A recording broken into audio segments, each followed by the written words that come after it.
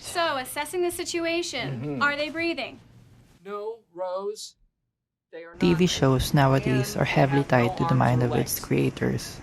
Shows such as The Office, Parks and Recreation, and Brooklyn Nine-Nine can all be grouped and identified with one name, Michael Schur. Same with how audience can tell Community and Rick and Morty or Dan Harmon shows. Showrunners today are given creative freedom from stylistic choices to narrative directions in producing stories for the small screen.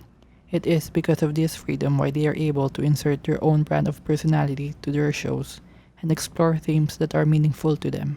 But back then, TV shows were not known for their showrunners, and much like movies in the early years, studio system was the default setting where shows were conceptualized and created under the strict guidance of broadcast companies. In this setup, network executives and sponsors had a bigger role, even more so than writers and creators, when it comes to TV production, which stifled creative freedom and led to censorship. This frustrated many, especially those who wanted to tell meaningful stories but instead were hired to sell a product. Enter the 50s, widely regarded as TV's first golden age. But despite the distinction, sponsor tags were largely practiced during the time. Now, just a minute. It's high time I talked about instant sancture. These commercials need a woman's touch. Rod Serling, a young writer who gained notoriety for his feuds with network executives, fiercely fought the practice. He specifically took offense at the idea of censoring narrative to avoid alienating audience or would-be consumers. Did not want that awful association made between what was the horror and the misery of Nazi Germany with the nice chrome, wonderfully antiseptically clean, beautiful kitchen appliances that they were selling. But aside from this, Serling was also known for his teleplay writing, having won 3 Emmys prior to his work in The Twilight Zone. His first Emmy was for a teleplay called Patterns, which depicted the power struggle between a veteran corporate boss and a young executive. Tonight we present the 463rd play in this series, Patterns by Rod Serling. In the next 2 years, he went on to write Requiem for a Heavyweight and The Comedian, which garnered him 2 writing Emmys and a Peabody Award for the former, the first given to an individual script in television. This established Serling's reputation as a serious playwright and a storyteller. It was also during this time when Serling constantly clashed with sponsors. He wanted to write dramas that possessed social relevance such as racial inequality and war, but sponsors felt they were too controversial and might incite a bad image for the products being promoted on the show. He often engaged in public feuds with network executives and corporate figures regarding censorship, but ultimately was forced to give in to their demands.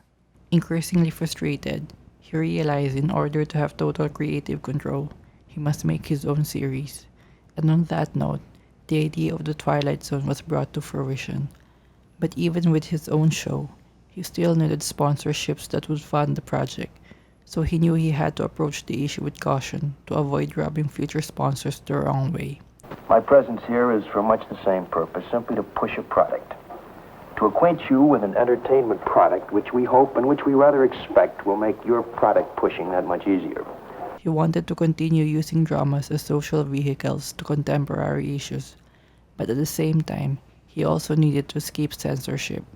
To reconcile the two, he came up with the Twilight Zone. There is a fifth dimension, beyond that which is known to man.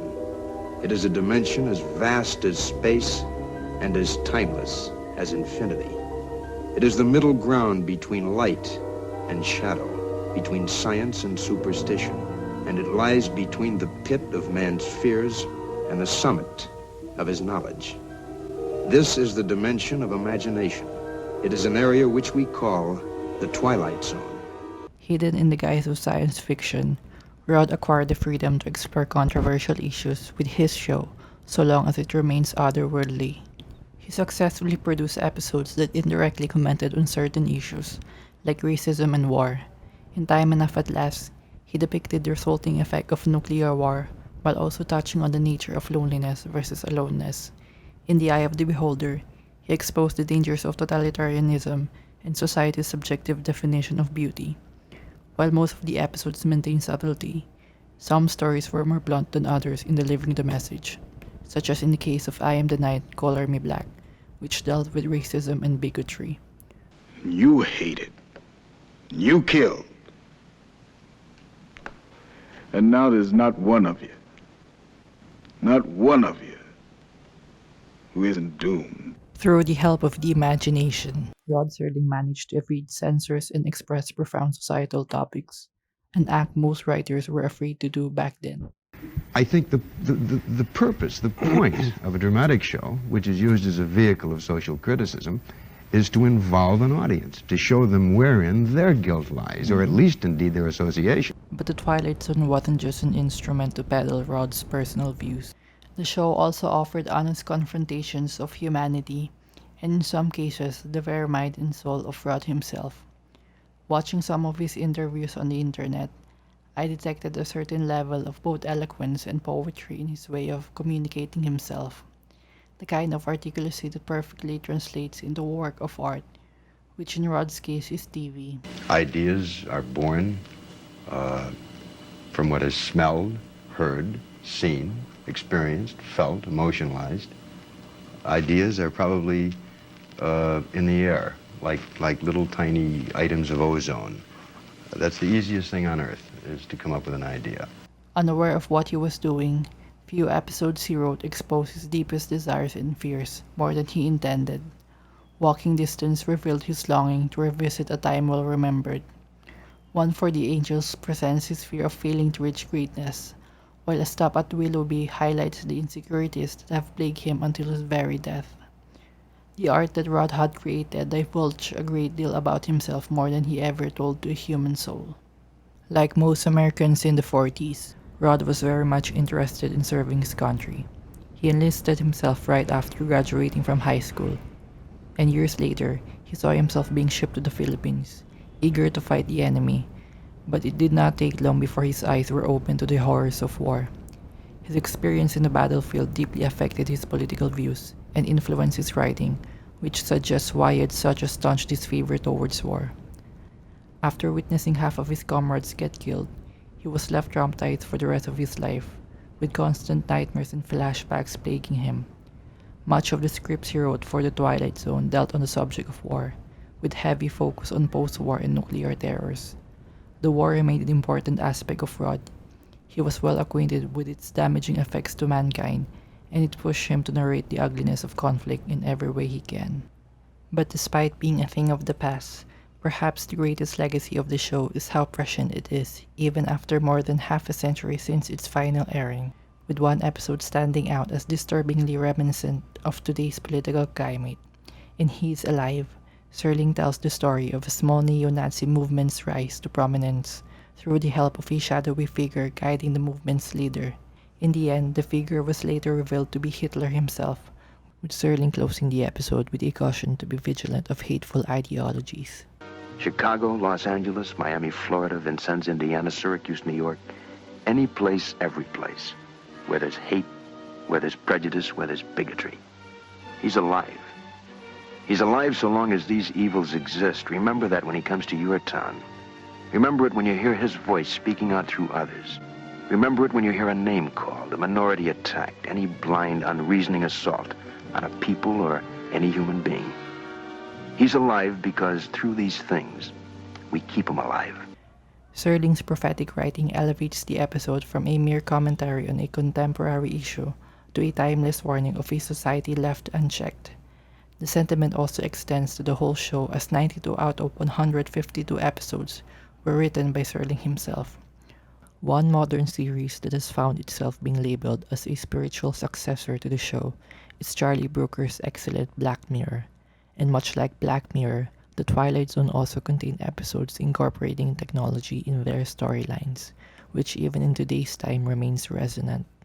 Season 5 episode titled The Brain Center at Whipple's makes a case for humanity over machinery, especially at the backdrop of modern capitalism.